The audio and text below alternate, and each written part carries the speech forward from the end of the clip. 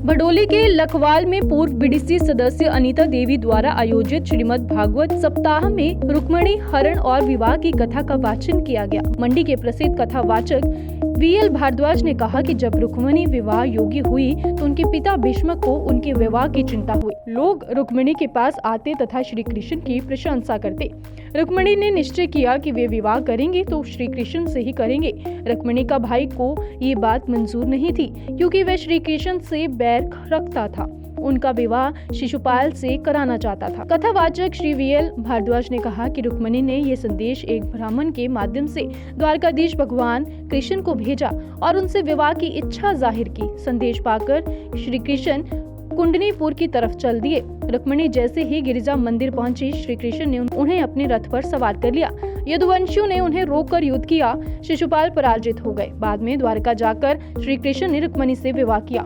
कथावाचक श्री वीएल भारद्वाज ने कहा कि सच्चे मन से की गई आराधना से भगवान खींचे चले आते हैं। रुक्मिणी की करुण पुकार सुनकर श्री कृष्ण ने उनकी भावना और प्रेम का सम्मान रखते हुए लाख बाधाओं के बाद भी उनसे विवाह किया। इसके बाद रंगारंग मंचन ने भक्तों को झूमने पर मजबूर कर दिया।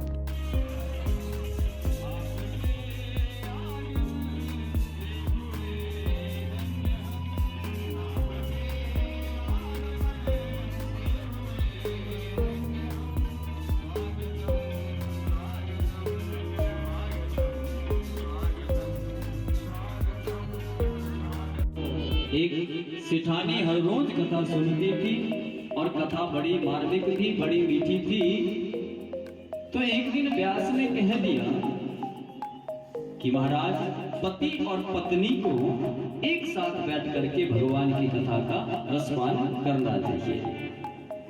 हो गई और शाम को पति देव के भोजन करवाया और भोजन करवाते करवाते कहने लगी कि महाराज, पूरी उम्र हो गई कमाई करते करते, तो भगवान की कथा लगी है, एक दिन भगवान की कथा करो। महाराज एक दिन के लिए कथा सुन लो, क्योंकि कथा बड़ी मधुर है, कथा बड़ी मीठी है। सब सेठ भी मान गया, पत्नी की कौन नहीं मानता है महाराज, लेकिन पत्नी के अंदर एक भाव होना चाहिए।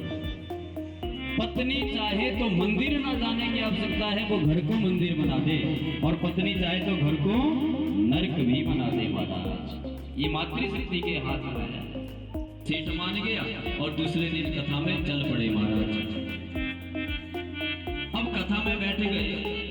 अब जिन्होंने कभी कथा ना सुनी हो,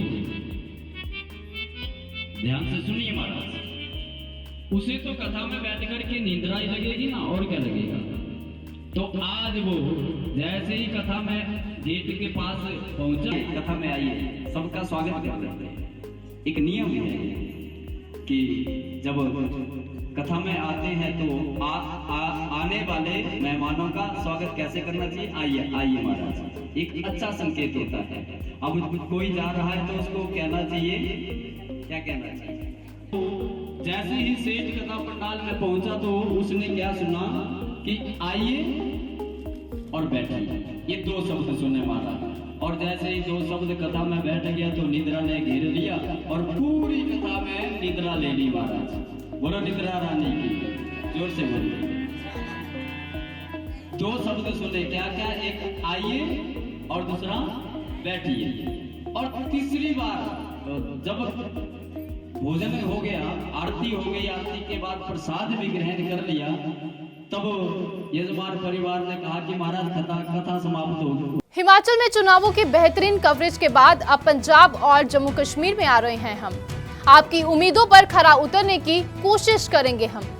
आपकी आवाज को प्रशासन तक पहुंचाएंगे हम। किसी भी समस्या या परेशानी के लिए नीचे दिए गए नंबर पर संपर्क करें। हम हैं AMI न्यूज, आपकी आवाज। आपकी आवाज